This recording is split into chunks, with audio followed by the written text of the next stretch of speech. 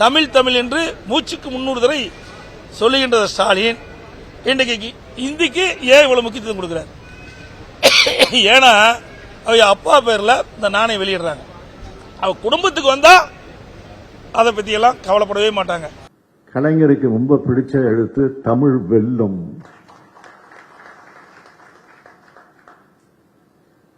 பெரும்பாலும் அவர் கையெழுத்து கொடுக்கிற போது தமிழ் வெல்லும் தமிழ் வெல்லும் என்று சொல்லுதான் சொல்லி எழுதி கையெழுத்து போடுவார் பெரும்பாலும்.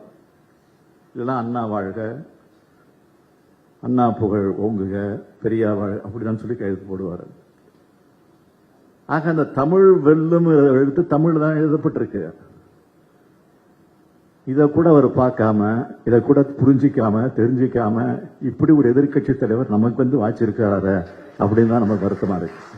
திமுகவும் பாரதிய ஜனதாவும் ரகசிய உறவு இருப்பதாக சொல்லிக் கொண்டிருந்தோம். எங்களுடைய நிர்வாகிகளும் சொல்லிட்டு தான் இருந்தாங்க. இப்ப ஊடகம் நம்ம பத்திரிகை நண்பர்களுமே நீ கேள்வி கேட்க ஆரம்பிச்சிட்டீங்க. ஆக பாரதிய ஜனதா கட்சிக்கும் திமுகவும் ரகசிய உறவு இருப்பது என்பது வெட்ட வெளிச்சமாகிவிட்டது. நாங்கெல்லாம் ரகசிய உறவுலாம் வச்சுக்க வேண்டிய அவசியமே இல்லை.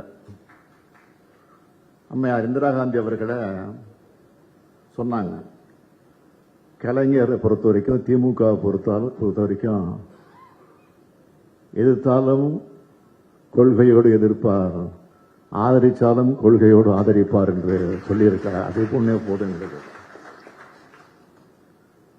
அந்த அளவுக்கு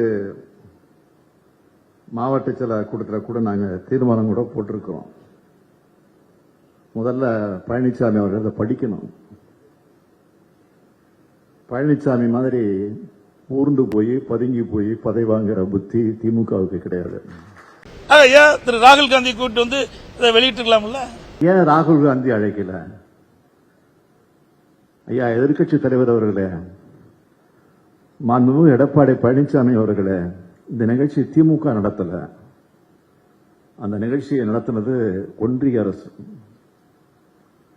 அது ஒன்றிய அரசினுடைய நிகழ்ச்சி. அதை முதல்ல புரிஞ்சுக்கணும். ஆக அந்த அடிப்படையில் தான் அந்த நிகழ்ச்சி நடந்தது. இந்த சராசரி அறிவை கூட தெரிஞ்சிக்காம ஒரு எதிர்கட்சி தலைவர் இருக்கிறார் என்பதுதான் நமக்கெல்லாம் வேதனையாக இருக்கிறது. கலைஞருக்கு நாணயம் வெளியிடுகிறது ஒன்றிய அரசு. அதனால்தான் ஒன்றிய அமைச்சர் அழைச்சு அந்த நிகழ்ச்சியை நாங்கள் சிறப்பாக நடத்தி முடிச்சிருக்கோம். இதுல எங்க பழனிசாமிக்கு வலிக்குது? அதான் நான் கேட்கிறேன்.